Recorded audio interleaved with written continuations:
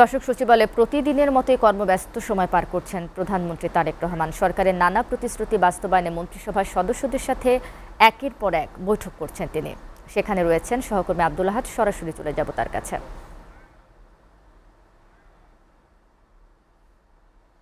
আহাদ, নিশ্চয়ই শুনতে পাচ্ছেন সচিবালয়ে প্রধানমন্ত্রী আছেন, সেখানে মন্ত্রীদের সাথে তিনি সাক্ষাৎ করছেন এবং প্রতিদিনই বিভিন্ন বিষয়ে কিন্তু তিনি নির্দেশনা দিচ্ছেন। আপনার কাছে কি তথ্য আছে আসলে?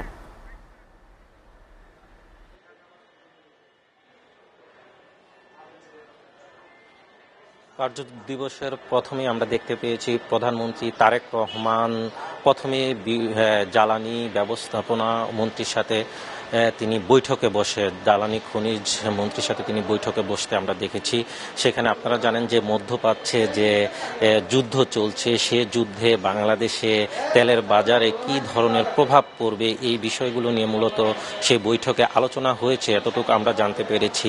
এছাড়া তিনি শুরুতেই বৈঠক করেছে দুর্যোগ ব্যবস্থাপনা ও ত্রাণ মন্ত্রীর সাথে। আপনারা জানেন যে বাংলাদেশে সাম্প্রতিক সময়ে দফায় দফায় ভূমিকম্প হচ্ছে।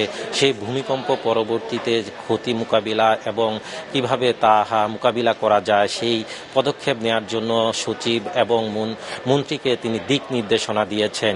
আপনারা জানেন যে মধ্যপ্রাচ্যে যুদ্ধ শুরু হয়েছে, সেখানে বাংলাদেশে পররাষ্ট্রমন্ত্রী যিনি রয়েছেন তার সাথেও তিনি বৈঠক করেছেন এবং যুদ্ধের ফলে বাংলাদেশে কি ধরনের প্রভাব পড়তে পারে, মধ্যপ্রাচ্যে যে বাংলাদেশের শ্রমিক রয়েছে, বিপুল সংখ্যক প্রবাসী রয়েছে, তাদেরকে কিভাবে নিরাপত্তা দেয়া যায় বা নিরাপদে দেশে ফিরিয়ে আনা যায় কিনা, এসব বিষয় নিয়ে মূলত তিনি পররাষ্ট্রমন্ত্রীর সাথে বৈঠক করেছেন। আর আমি এখন রয়েছি স্বরাষ্ট্রমন্ত্রীর সভাকক্ষের সামনে। সেখানে একটি সভা অনুষ্ঠিত হচ্ছে ফায়ার সার্ভিসের ঊর্ধ্বতন কর্মকর্তা কর্মচারীদের সঙ্গে। সেখানে তিনি এখনো সভাটি চলছে। সভা পরবর্তী সময়ে সবাই কি কি আলোচনা হয়েছে সেই বিষয়ে আমরা জানতে পারবো।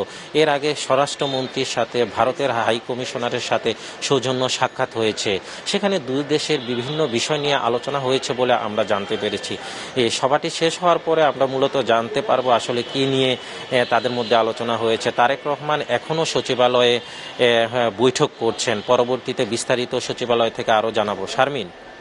আহাদ, আপনাকে ধন্যবাদ।